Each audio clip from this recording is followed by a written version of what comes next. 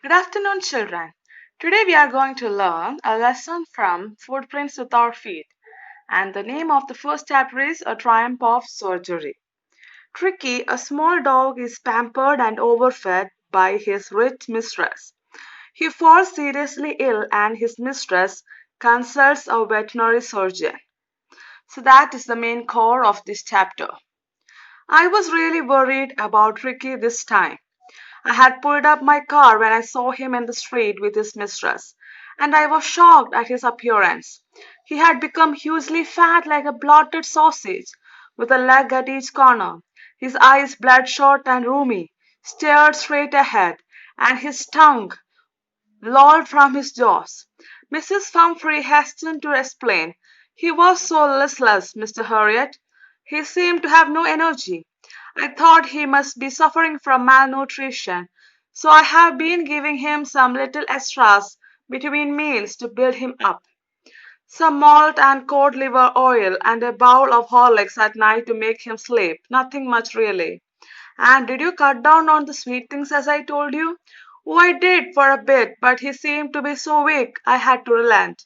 He does love cream cakes and chocolate, so I can't bear to refuse him. I looked down again at the little dog. That was the trouble. Tricky's only fault was greed. He had never been known to refuse food. He would tackle a meal at any hour of the day or night. And I wondered about all the things Mrs. Pumphrey had mentioned. Are you giving him plenty of exercise? Well, he has his little walks with me as you can see, but Hogan, the gardener, has been down with lumbago, so there has been no ring throwing lately. Now, in the beginning itself, we are introduced to three characters. Who all are they, children? A dog by the name Tricky, who is the pet of a lady. Okay, her name is Mrs. Pumphrey. And you have the vet surgeon, a veterinary doctor, Mr. Harriet. And one day, what happened when the doctor sees suddenly Tricky while he was on the car, he was very shocked because he has become so plump, so fat and huge, and he's inquiring Mrs. Pumphrey about the health condition of Tricky. And Mrs. Pumphrey said that she's worried about the malnutrition of her dog and she has been overfeeding him. And Mr. Harriet understood that the dog is in a very unhealthy condition. I tried to sound severe. Now I really mean this. If you don't cut his food right down and give him more exercise, he is going to be really ill. You must harden your heart and keep him on a very strict diet. Mrs. Pumphrey wrung her hands. Oh, I will, Mr. Harriet. I'm sure you are right, but it is so difficult, so very difficult, she set off, head down along the road, as if determined to put the new regime into practice immediately. So the vet surgeon, Mr. Harriet, became so angry and he was so strict and he told that this time you have to cut down his food and you should make him more exercise. Otherwise, Tricky will be very ill. And Mrs. Pumphrey says that yes, she will do. I watched their progress with growing concern. Tricky was tottering along in his little tweed coat. He had a whole wardrobe of these coats for the cold weather and a raincoat for the wet days. He struggled on drooping in his harness. I thought it wouldn't be long before I heard from Mrs. Pumphrey. The expected call came within a few days. Mrs. Pumphrey was distraught. Tricky would eat nothing, refused even his favorite dishes. And besides, he had bouts of vomiting. He spent all his time lying on a rug, panting, didn't want to go for walks, didn't want to do anything. I had made my plans in advance. The only way was to get Ricky out of the house for a period. I suggested that he be hospitalized for about a fortnight to be kept under observation. The poor lady almost swooned. She was sure he would pine and die if he did not see her every day. But I took a firm line. Tricky was very ill, and this was the only way to save him. In fact, I thought it best to take him without delay. Now, what happened is that that time when Mr. Harriet, the vet, is meeting Mrs. Pumphrey, he is making it very clear that she should cut off his food, the quantity of the food, and she should make him exercise more. Okay, and Mr. Harriet was sure that the condition of the dog Tricky will be worse. And within few days, what happened? The call came from Mrs. Pumphrey that Tricky was not at all feeling good. And he rushed to him and he thought of taking Tricky along with him. He said that he wanted to keep him in observation. Actually, the problem was that Tricky was not eating anything and he always used to wail, cry, panting in the rugs. And followed by Mrs. Pumphrey's wailings, I marched out to the car, carrying the little dog wrapped in a blanket. The entire staff was roused and maids rushed in and out bringing his day bed, his night bed, favorite cushions, toys and rubber rings, breakfast bowl, lunch bowl, soup, supper bowl, realizing that my car would never hold all the stuff. I started to drive away. As I moved off, Mrs. Pumphrey, with a despairing cry, threw an armful of the little coats through the window. I looked in the mirror before I turned the corner of the drive. Everybody was in tears. Out on the road, I glanced down at the pathetic little animal gasping on the seat by my side. I patted the head and Ricky made a brave effort to wag his tail. Poor old lad, I said, you haven't a kick in you, but I think I know a cure for you. Now, what happened when Mr. Harriet was determined to take Tricky along with him? What happened? The servants and all the staff of the home started accumulating the belongings of Tricky, and Mr. Harriet realized that there will not be sufficient space for these things in his car, so he is asking them to move and he is going out with Tricky. Even Mrs. Pumphrey was crying a lot. At the surgery, the household dogs surged around me. Tricky looked down at the noisy pack with dull eyes and, when put down, lay motionless on the carpet. The other dogs, after sniffing round him for a few seconds, decided he was an uninteresting object and ignored him. I made up a bed for him in a warm, loose box next to the one where the other dogs slept. For 2 days I kept an eye on him, giving him no food but plenty of water. At the end of the second day, he started to show some interest in his surroundings, and on the third, he began to whimper when he heard the dogs in the yard. When I opened the door, Ricky trotted out and was immediately engulfed by Joe, the greyhound, and his friends. After rolling him over and thoroughly inspecting him, the dogs moved off down the garden. Tricky followed them, rolling slightly with his surplus fat. Later that day, I was present at feeding time. I watched while Tristan slopped the food into the bowls. There was the usual headlong rush followed by the sounds of high-speed eating. Every dog knew that if he fell behind the others, he was liable to have some competition for the last part of his meal. Now, Tricky was carried to the surgery, to the hospital for the animals by Mr. Harriet.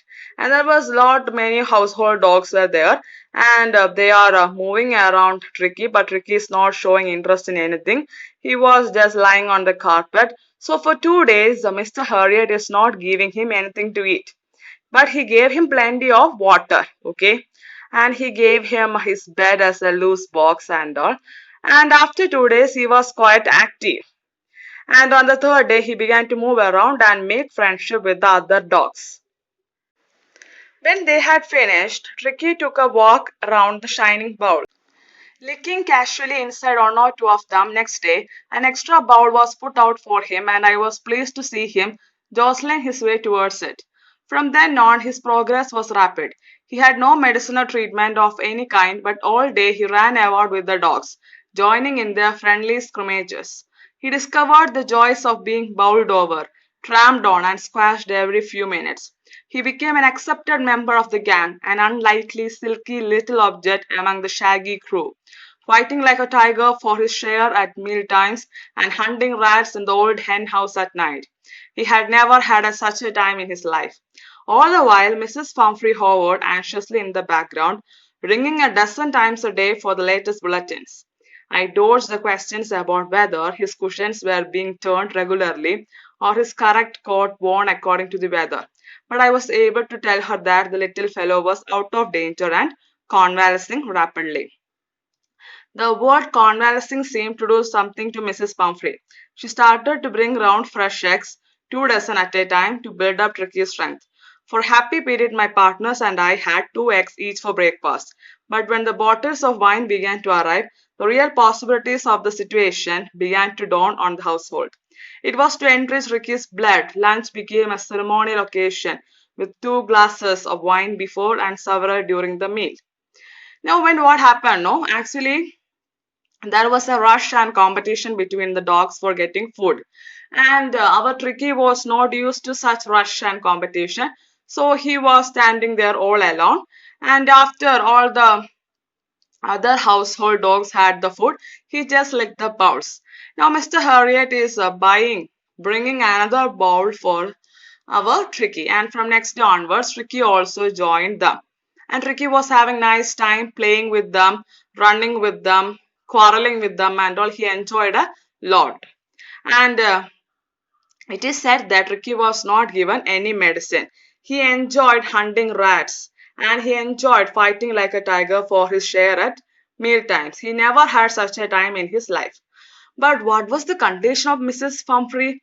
Without seeing Tricky, she was almost half dead. Okay, so she used to call Mr. Harriet a dozen or 12 times a day, and she used to inquire whether he is wearing the right coat according to the weather and all. So Mr. Harriet is consoling her, saying that he is getting well soon. And what Mrs. Pumphrey does is that she used to send eggs for Tricky. And doctor and his partners used to have the eggs. And then later she began to send wine bottles.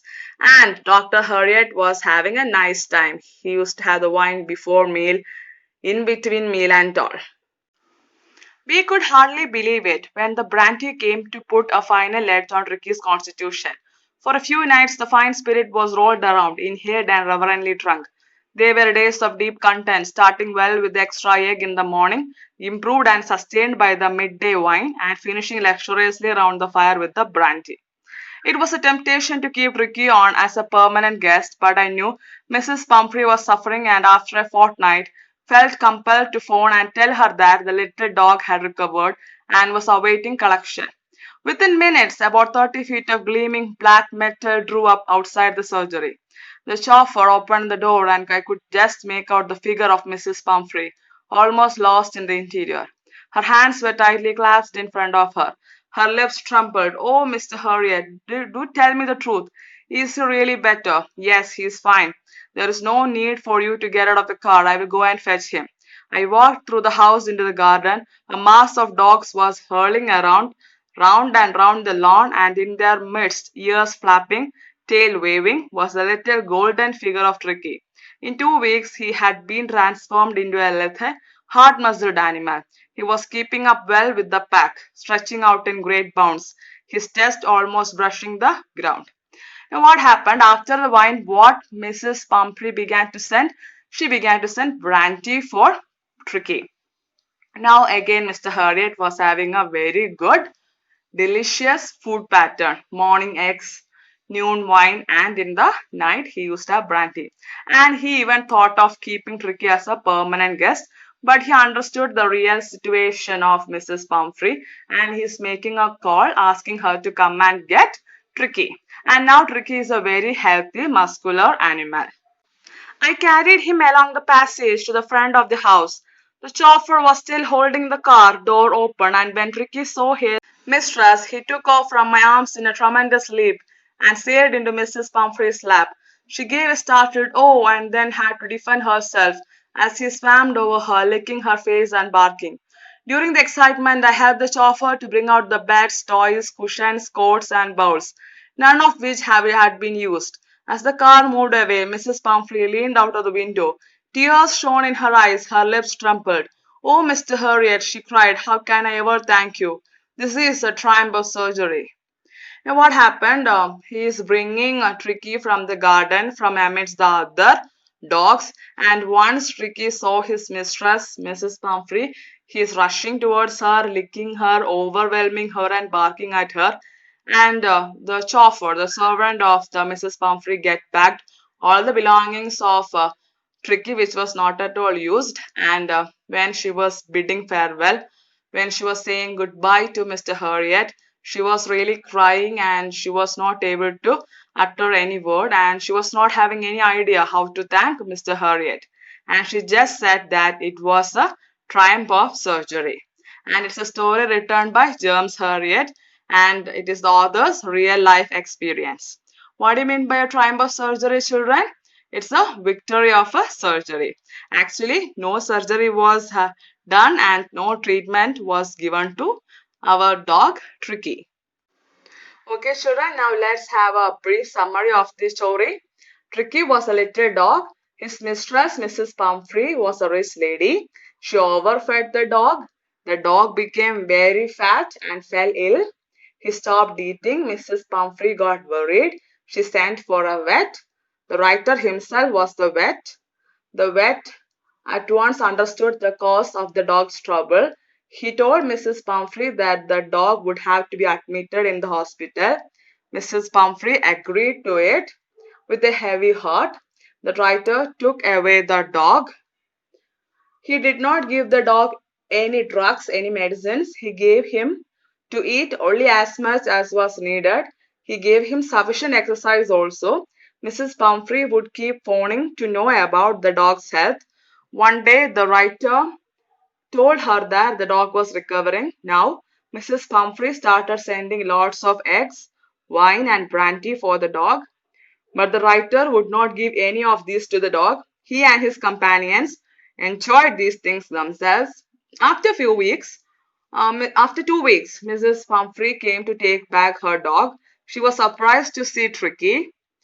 The dog now looked quite healthy and active. There were tears of joy in her eyes. She said to the writer, "Oh, Mr. Harriet, how can I ever thank you?" And this is the triumph of surgery. Now let's see the message of this chapter.